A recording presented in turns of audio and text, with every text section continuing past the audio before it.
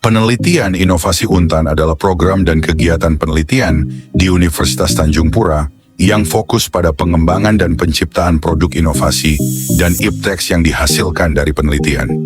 Penelitian PINOV ini berfokus pada bidang kemaritiman dan mengangkat tema desain prototipe rumah garam efektif untuk meningkatkan produksi garam di wilayah pesisir tropis. Industri garam di Kalimantan Barat memiliki potensi besar untuk dikembangkan secara berkelanjutan. Secara geografis, wilayah ini memiliki garis pantai yang luas dan akses terhadap sumber air laut yang melimpah, menjadikannya sebagai lokasi strategis bagi pengembangan produksi garam. Inovasi teknologi berupa sistem tertutup seperti tunnel produksi dan rumah kristalisasi memungkinkan proses produksi berlangsung optimal meskipun di tengah musim hujan. Proses penelitian dimulai dengan pengambilan air laut sebagai bahan baku di Pulau Lemukutan. Air laut yang digunakan dalam proses ini berasal dari pesisir Pulau Lemukutan, yang dikenal memiliki karakteristik perairan dengan tingkat salinitas cukup tinggi, yaitu 32 per mil dan relatif bersih dari polusi industri, sehingga akan menghasilkan kristal garam dengan struktur dan tingkat kemurnian yang lebih baik, sehingga hasil akhir produksi dapat memenuhi standar yang diharapkan baik secara teknis maupun komersial. Selanjutnya, pembuatan prototipe tunnel garam dan rumah kristalisasi garam dengan atap limas dan prisma dimulai dengan pembuatan kerangka struktur bawah dan kerangka atap. Pemasangan atap plastik berbahan plastik UV, pengisian pasir, dan pemasangan geomembran sebagai alas meja kristalisasi garam. Selanjutnya, pengisian air laut ke dalam meja kristalisasi garam. Setelah itu dilakukan, pemasangan lampu untuk mempercepat proses kristalisasi garam pada malam hari dan mempermudah proses pengambilan data.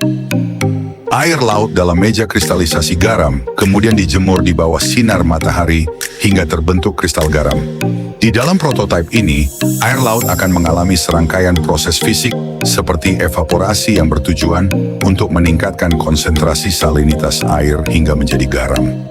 Setiap hari, setiap 3 jam sekali, parameter lingkungan seperti suhu udara, kelembapan ruangan, suhu ruangan, dan suhu air serta kadar salinitas air laut dipantau.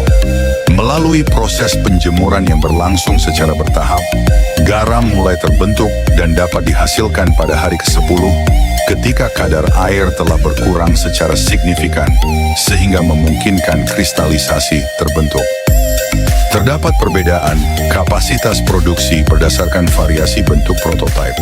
Hasil produksi garam menunjukkan bahwa prototipe berbentuk tunnel menghasilkan 11,2 kg, prototipe berbentuk limas menghasilkan 13,15 kg, sedangkan prototipe berbentuk prisma menghasilkan 7,4 kg.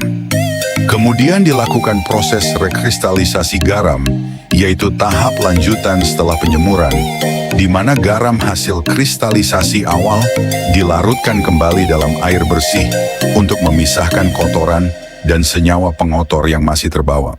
Setelah larutan garam tersebut melalui proses penyaringan guna memastikan hanya larutan jernih yang digunakan, tahap berikutnya adalah pemasakan kembali hingga mencapai kondisi jenuh, sehingga memungkinkan terbentuknya kristal garam baru yang lebih murni, berukuran seragam, serta memiliki kualitas fisik dan kimia yang lebih baik.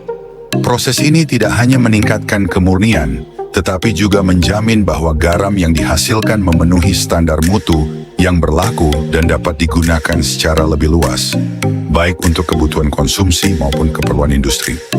Setelah melalui proses rekristalisasi, garam kemudian dimasukkan ke dalam oven untuk dikeringkan kembali, dengan tujuan mengurangi kadar air yang masih tersisa, sehingga kristal garam menjadi lebih padat, tidak mudah larut, serta memiliki tekstur yang lebih seragam.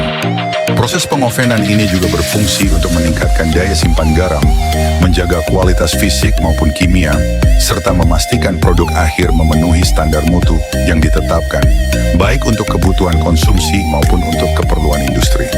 Adapun hasil akhir dari uji laboratorium yang dilakukan, garam yang dihasilkan dari prototipe tunnel memiliki kadar NaCl tertinggi, yaitu 85,7%.